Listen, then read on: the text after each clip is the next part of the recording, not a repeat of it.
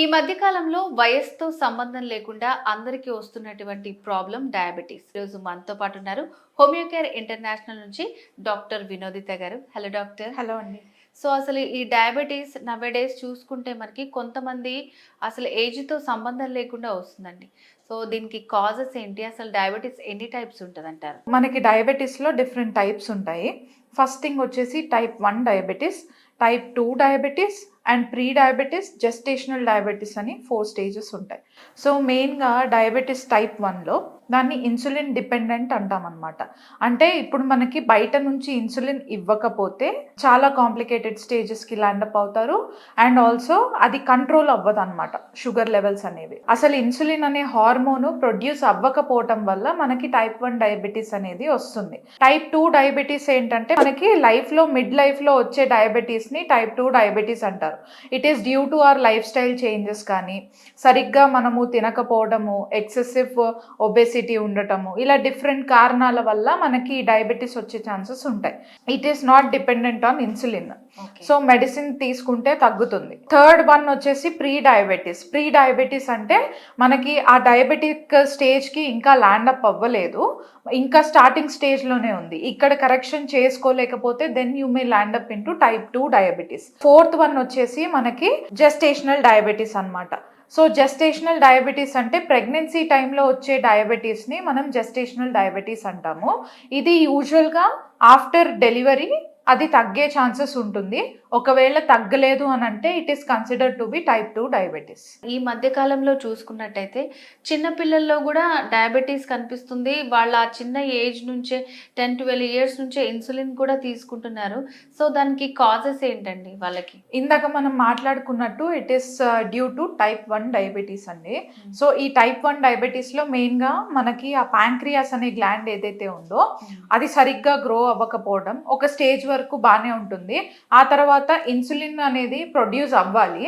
ఆ ఇన్సులిన్ అనే hormone produce అవ్వకపోవటం వల్ల or any other kind of disease in the pancreas వల్ల మనకి ప్రాబ్లం ల్యాండప్ అయ్యే ఛాన్సెస్ రావడం, ఆర్ నథింగ్ ఏది లేకపోయినా మనకి ఆ ప్యాంక్రియాస్ అనే గ్లాండ్ ఏదైతే ఉందో ఇన్సులిన్ని సరిగ్గా ప్రొడక్షన్ చేయకపోవటం వల్ల ఈ టైప్ 1 డయాబెటీస్ వస్తుంది. మెయిన్గా చైల్డ్హుడ్లో అంటే చిన్న పిల్లల్లో మనం చూసే డయాబెటీస్ ఇది. సో వాళ్ళు కంపల్సరీ 100% ఇన్సులిన్ అనేది తీసుకోవాల్సి ఉంటుంది అనమాట. బట్ మన హోమియోకేర్ ఇంటర్నేషనల్లో ఏంటంటే ఈవెన్ విత్ దాట్ ఇన్సులిన్ మనము ఇంటర్నల్గా అడ్వాన్స్డ్ హోమియోకేర్ ఫార్ములాస్ ఇవ్వటం వల్ల వాళ్ళకి ఏమవుతుందంటే ఆ ప్యాంక్రియాస్ అనే గ్లాండ్ సరిగ్గా ప్రొడ్యూస్ అయ్యి అండ్ ఇన్సులిన్ అనే హార్మోన్ని ప్రొడక్షన్ని పెంచడం మూలాన మనకేంటంటే ఈ డయాబెటీస్ని కూడా కంట్రోల్ చేయటము అండ్ ఫర్దర్గా ఎటువంటి ఇష్యూస్ లేకుండా అది నార్మలైజ్ అవ్వటానికి యూజ్ అవుతాయి అన్నమాట మెడిసిన్స్. సో మన మెడిసిన్స్ జీన్ లెవెల్ వరకు వెళ్తాయి కాబట్టి ఇలాంటి కరెక్షన్స్ అనేవి జరుగుతాయి.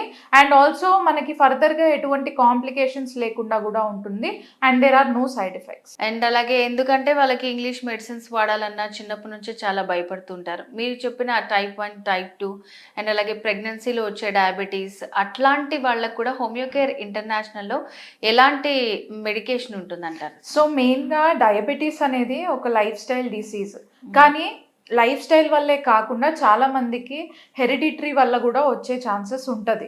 బికాస్ ఎంత మంచి లైఫ్ స్టైల్ తీసుకున్నా కానీ మనకి మెయిన్గా ఈ డయాబెటీస్ స్ట్రెస్ లెవెల్ వల్ల కూడా అగ్రవేట్ అవుతుంది అండ్ ఆల్సో హెరిడిటరీ వల్ల కూడా ఎంత లైఫ్ స్టైల్ ఫాలో అయినా కూడా ఒక లెవెల్ వరకు అది నార్మల్గానే ఉండి తర్వాత వచ్చే ఛాన్సెస్ ఉంటాయి.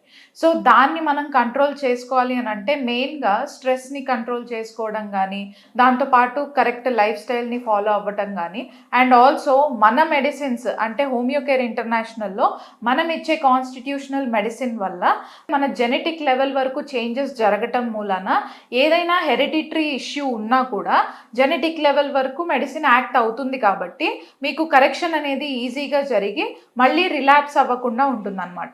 సో ఇలాంటి క్యూర్ అనేది మనకి అవైలబుల్గా ఉంది కాబట్టి మనము దానికి ఒకసారి ముందరకు వచ్చి అప్రోచ్ అయితే మీ కేస్ అనేది ఇన్ డీటెయిల్ తీసుకొని మీరు ఎటువంటి స్ట్రెస్ తీసుకుంటున్నారు అనేది కూడా కన్సిడర్ చేసి దానికి తగ్గట్టు మీకు మెడిసిన్ అనేది ఇస్తాము. అండ్ వన్స్ తగ్గింది అని అంటే మళ్ళీ రివర్స్ బ్యాక్ అనేది ఉండదు. ఓకే డాక్టర్ గారు, హోమియోకేర్ ఇంటర్నేషనల్లో డయాబెటీస్కి సంబంధించి ఎట్లాంటి ట్రీట్మెంట్స్ అవైలబుల్గా ఉన్నాయని చాలా క్లియర్గా ఎక్స్ప్లెయిన్ చేశారు. Thank you so much.